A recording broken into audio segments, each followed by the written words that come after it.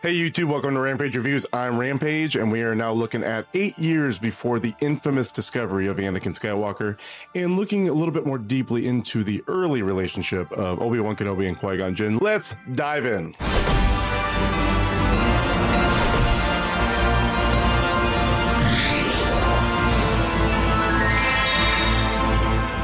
So the book we're looking at today is Master and Apprentice. It's written by Claudia Gray. It takes place 40 years BBY. Another novel by Claudia Gray. The last one we read was The Fallen Star, which took place during the High Republic. And now we got another one that takes place during the early relationship between Qui-Gon Jinn and Obi-Wan Kenobi. It feels like the main purpose of this book is to just really look at the more intimate details of Obi-Wan Kenobi and Qui-Gon Jinn's relationship. And one thing that I've noticed when I read it was that when you watch the movies, it really seems like Qui-Gon and Obi-Wan are a bit in sync, at least. You know, they seem like they fit really well together. But what you learn is that Obi-Wan and Qui-Gon are very, very opposite in their early relationship. Obi-Wan Kenobi is more guided towards principles, what you are supposed to do, the rules, following by the book for the Jedi Council and for the Republic. Qui-Gon Jinn likes to live in the moment. He likes to make sure he's communicating with the living force and not at the expense of the moment. And he tends to go much more by feeling and instinct than by the book. A lot of unconventional methods come out of Qui-Gon Jinn's process. So the book starts temporarily on Teth, which is a planet that is ruled over by Wanbo the Hutt. And the Jedi are there to investigate some corruption that's going on, which is always surrounding the Hutts, it seems like. So they were there diplomatically to try and talk with the people involved, but of course the Hutts are not capable of being diplomatic, so they end up having to fight their way out. They make it back to Coruscant. At that moment, Qui-Gon is called upon by an old friend of his named Rael Averross. He's a Jedi that was also Dooku's apprentice before Qui-Gon was. He's a very unconventional Jedi. You might kind of view him as like a southern redneck as a Jedi, which is really, really weird. I haven't seen anything like that. The dialogue implies that he has a big twang to his voice, tends to interpret the Jedi code to his own liking. He notices that the Jedi are forbidden from attachments, but then says, well, I can still get laid because I'm not attached to the women I have one-night stands with and stuff like that. So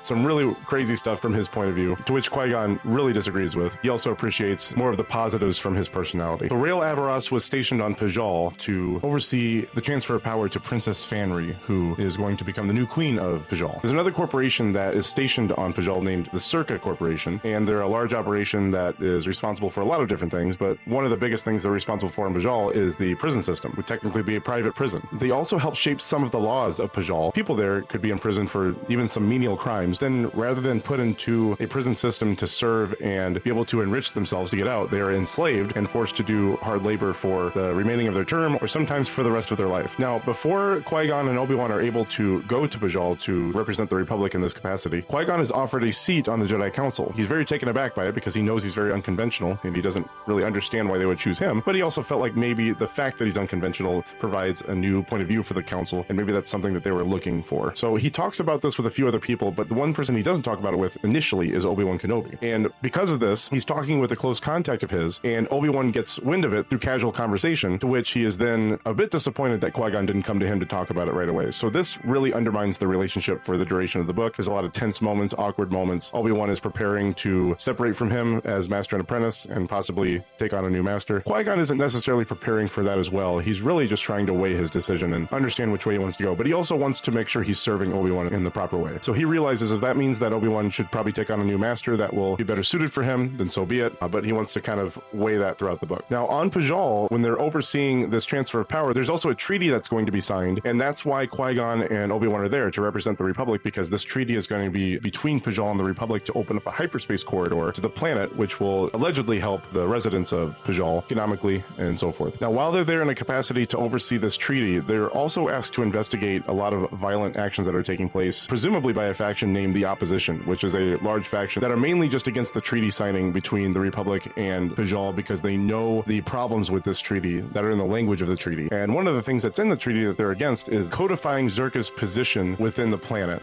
And it's basically saying that Zerka will remain there and be the subject of government contracts indefinitely, which also means that they would indefinitely serve as their private prison system too. It's codifying their power into law, to which there's a lot of people that are already politically placed on Pajal from the Zerka Corporation, so they're attempting to have a lot of influence with the politics in Pajal. While Qui-Gon and Obi-Wan are investigating these events, and as the treaty ceremony is upcoming, Qui-Gon's having these visions that involve a lot of chaos and violence, and he believes that there's going to be a very violent event that takes place during the ceremony. And he wants to try to prevent this, but he believes that it's surrounding the princess, and he's not really sure who the players are that are the aggressors in this violent event. He's trying to make sure he understands what's going on, and everything that's happening happenings surrounding the treaty signing and the transfer of power. Qui-Gon eventually gets to meet with the opposition after a violent confrontation between Qui-Gon and Obi-Wan and the opposition, to which the opposition has a leader, and her name is Halen Azuka. This violent confrontation they believe is happening between them and the opposition, but they actually don't even get to see the people that they're fighting because there's a lot of forestry and atmosphere around them that doesn't allow them to see very clearly their enemies in this situation. But what they do know is that the enemy possesses a shield that is impervious to lightsabers. It blocks lightsabers and makes lightsabers ineffective to the people that they're fighting, which really scares Qui-Gon and Obi-Wan, because now they're like, if these people have shields that can block lightsabers, what are we going to do? There's a sinkhole that takes place and it almost takes everybody down with it, but they're able to escape that. And then the opposition comes out. Halen Azuka comes out, introduces herself. They both agree to put their weapons down so they can talk. And Qui-Gon and Obi-Wan realize that the opposition is just trying to fight this treaty signing because of what it implies for the Circa Corporation. Qui-Gon tries to bring this to the princess and to the political leaders of Pajal, to which Rael is actually very against what Qui-Gon is saying, because he is convinced that the opposition is responsible for the violent events that are taking place.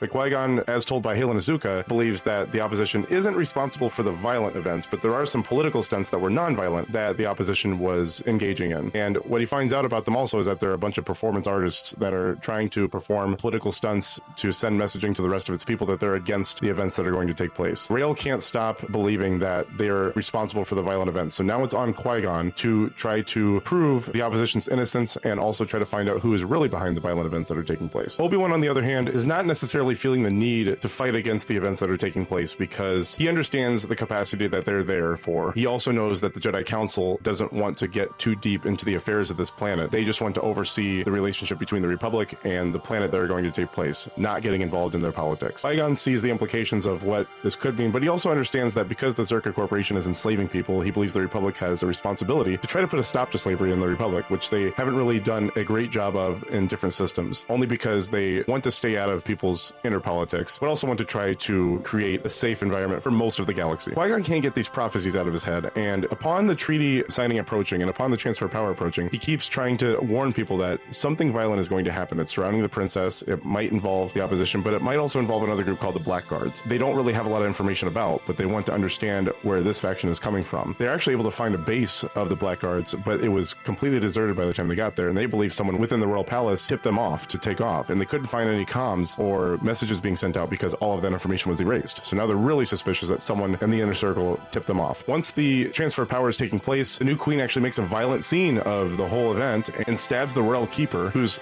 I guess you would say, the proctor of the transfer of power. And the queen then announces that she does not want to sign the treaty and she's completely against the Circa Corporation, and she's going to take down anyone and everyone that would make her or be in favor of signing this treaty. Now, Obi-Wan was named by the council to be the official Republic representative because of Qui-Gon's actions, and because he was trying to put a stop to the treaty signing due to the new information that he knew. Since Obi-Wan was in the middle of this ceremony, once the queen took up this action, she named him as someone that should be taken down, but told Qui-Gon that he would be spared because he was not in favor of the treaty being signed. To which eventually the situation was calmed. The queen was actually overthrown by a close contact of hers, because this person understood that the queen was just after power the entire time, rather than trying to serve justice to the people who meant to usurp as much power as they could in the planet. By the end of this book, Qui-Gon and Obi-Wan's relationship was healed. Qui-Gon actually turned down the council seat. That allowed him to continue his relationship with Obi-Wan, and Obi-Wan agreed that if he took on a new master, he'd probably learn a lot less from somebody that he would agree with every time. So he understood the benefits of being with somebody that offered a different point of view from his a lot of the time. This wasn't really a book that I felt the giant need to learn the story of, although I do appreciate the book. I will say that learning about the early relationship between Qui-Gon and Obi-Wan was really interesting, and especially the fact that Obi-Wan and Qui-Gon didn't really mesh that well as master and apprentice, and they had a lot of awkward moments, a lot of tense moments between them. Even if it wasn't for the fact that Qui-Gon didn't tell Obi-Wan about his offer to be on the Jedi Council right away, they still had a lot of awkward moments because Obi-Wan would disagree on Qui-Gon with a lot of things, and Qui-Gon had to constantly explain why he felt the way that he did about a lot of decisions that he made. But what I will say about this book is there were a lot of interesting moments that we'll get to point out, and we'll also get to see different concepts and things that are being brought into canon, and we'll get to take a look and see if this will still mesh with Legends in a certain way. I didn't seem like, reading it, that anything was conflicting with anything that I've read previously. It's always hard to tell that right away, because that involves me having to remember every single detail of every other Legends book I read, which I'm not going to do every time. There are certain big things that would stand out, and so far in this one, there weren't really any big things that I could see that stood out. There are some things that might be retconning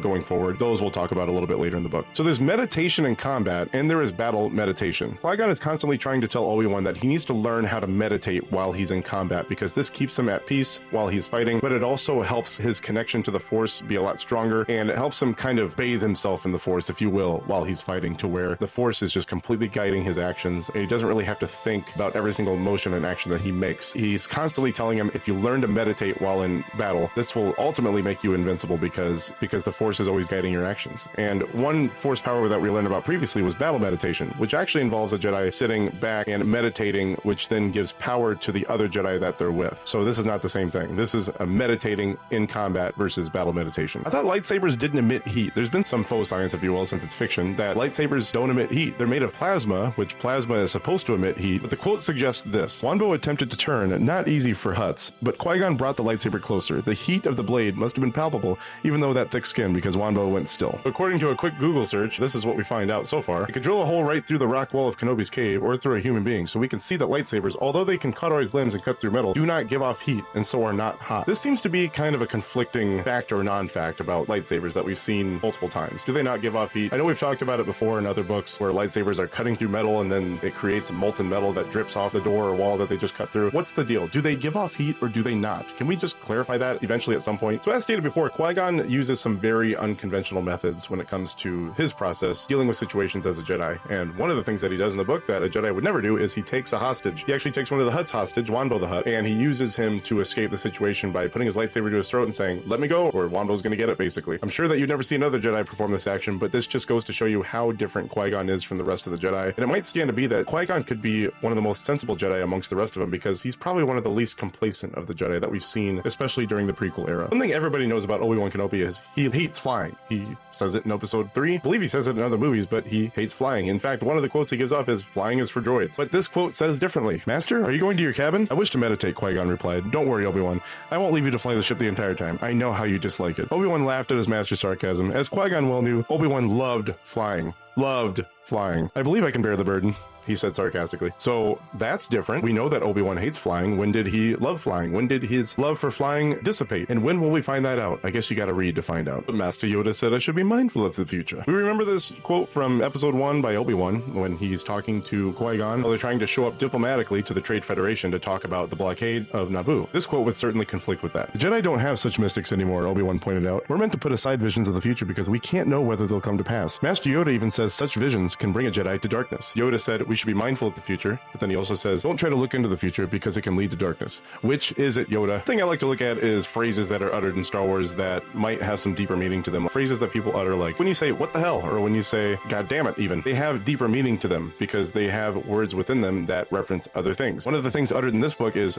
"by Eloth," which is, I guess, could equate to "by the gods," something like that. So it made me think, who is Eloth? What is Eloth? Wikipedia states, "The Sands of Eloth was a book kept in the Jedi archives of the Jedi Temple on the planet Coruscant." And that is literally the only thing I can find about Eloth. I don't know who Eloth is. I don't know what Eloth is, but this book is mentioned in the audiobook called Dooku Lost, which is also made into a script book, which we will be reading later. So I guess we'll find out then, but right now I have no idea what that is. But if you do know what it is, put it in the comments below. Turns out C-3PO is a part of a long series of droids called the 3PO series. They all have the benefit of knowing 6 million forms of communication, but upon a quick Google search, this is what the 3PO series actually is. Series Protocol Droid, also known as the 3PO Series Protocol Unit, and was a model of protocol droid produced by Cybot Galactica sometime prior to the invasion of Naboo. Before the time that Anakin built C-3PO, Anakin said that he built him, it seemed like from scratch. Did he have a part that goes into all the 3PO series that he put into C-3PO? Did he build every single part of the droid? Kind of gives a little bit more context to how he built this droid. It seems like there are some universal parts that go into these droids, to which he got this one little part that made it a 3PO series droid. When the Kyber that is not Kyber shines forth, the time of prophecy will be at hand. This was uttered in the book to signify one of the prophecies that Qui-Gon was looking into that he might have given a little bit of credence to. And one thing they discovered in the book was a crystal which looked a lot like Kyber, so it was kind of like a Kyber fake, but was called the colon crystal. It stated in the book that the colon crystal is actually more rare than the Kyber crystal, but Qui-Gon believed that the colon crystal couldn't be used to power a lightsaber. However, later in the book we find out that it was replaced inside of Obi-Wan's lightsaber, and his Kyber crystal was taken out, and then it did produce a saber. It actually produced an orange saber after he did that, which I don't know if that has anything to do with Obi-Wan's connection to the Force, because we know that's how Kyber crystals discover their color. it actually helped them fight against the shields that deflected lightsabers because the shields were made out of colon crystals. Because of that, a colon-powered lightsaber was able to strike through it. So as I stated before, Rael Averross was a kind of renegade Jedi that seemed like as he came up through the Jedi Temple as a Padawan, he was given a lot of passes as a Jedi. Number one, he was discovered at an older age than most Jedi. I don't know if it was past the age of when they like to start training Jedi, but he was definitely older than most Jedi that started training. And because he always had a slight edge to him. Like I said, he's like, the dialogue suggests that he's like a southern redneck guy. So he's got this huge twang to his voice. He's a bit of an outsider. He dresses very sloppily in their description. Doesn't care for anything fancy. Even though he's like overseeing this royal ceremony, he always dresses in his regular outdoor clothing, if you will. Doesn't ever dress in anything fancy. He's never really cleaned up in any sense. Definitely interesting for them to bring this sort of a Jedi into the mix, but it's also refreshing to kind of see a diversity of different personalities within the Jedi Order, because it kind of seems like most of the personalities are just a little too rigid and they're all too alike in some ways. So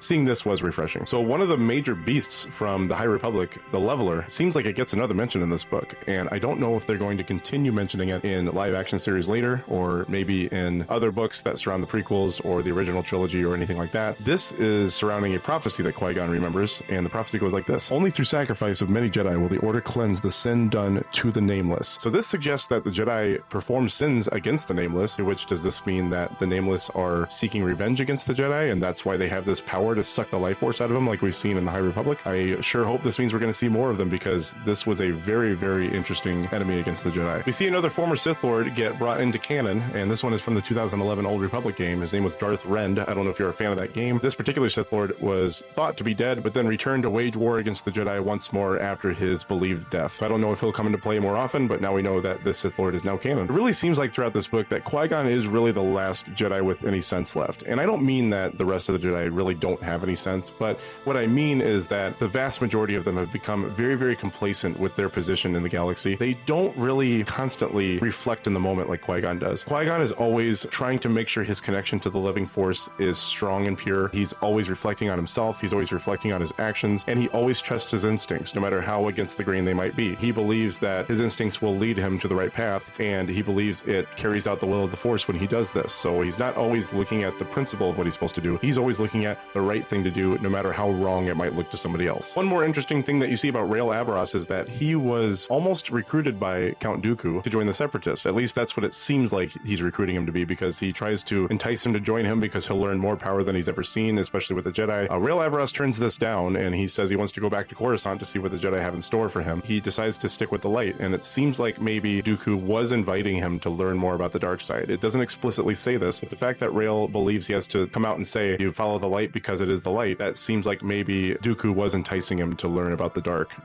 It seems like Rael would be the perfect candidate for this. He seems like somebody who would have already turned to the dark side based on his personality, but he chose not to do that. The book has a bit of an epilogue, but it just says after for the title of the chapter, and the epilogue takes place during 32 BBY, which is episode 1, and this is immediately following the Duel of Fates, where Qui-Gon is killed by Darth Maul. And Qui-Gon is undergoing his cremation. Obi-Wan is thinking this very thought: the first Jedi killed by a Sith in 1,000 years, he thought numbly. That fate should never have fallen to anyone, but if it had to happen, why didn't it happen to me instead of you? We already know that it was mentioned in Star Wars that Obi-Wan was the first Jedi to kill a Sith in 1,000 years. It wasn't mentioned that Qui-Gon was the first Jedi to fall to a Sith in 1,000 years. Does this mean that there are no Jedi that are killed in the show The Acolyte that's going to be coming out soon? This could also be just to the best of Obi-Wan's knowledge. It could be to the best of most of the Jedi's knowledge. Maybe Mace Windu and Yoda have knowledge of another Jedi being killed by the Sith before this time. Anything is possible at this point. This concludes the things that I found interesting about the book. Really enjoyed the read. Claudia Gray is proving to be a pretty decent author, so any other books that come up that involve her authoring it, I'm going to be excited for. When I first started thinking about a rating for this book, I was thinking kind of in the 7s, because there were times where I felt like some of the dialogue and some of the action just kind of dragged a little bit. There was plenty of action in the book, but I don't know if it just didn't read very excitingly to me, but definitely towards like the last 50 to 70 pages, there was a lot of cool stuff that happened in between that time, a lot of things that I read in those last 70 pages. Because it kind of picked up towards the end for me, I'm going to give it an 8.2. Definitely worth going out and getting and reading. Gives a lot of context to a lot of different things in the prequel era between Qui-Gon Jinn and Obi-Wan and other Jedi also. If you would like to purchase this book, there will be a link in the description. Just be aware that this link is an Amazon affiliate link, because I am an Amazon affiliate. So if you click it and purchase the book through that, it will benefit the channel in some way. But don't do it to benefit me. I very much appreciate it if you do, but do it so we can continue this awesome long conversation about the entire timeline of Star Wars that could potentially mesh a lot of Legends and canon material together. If you liked the content that you saw today, make sure to like the video and subscribe to the channel, and may the Force be with you all. I appreciate everybody that stopped by today. Have a great rest of your day. Thanks.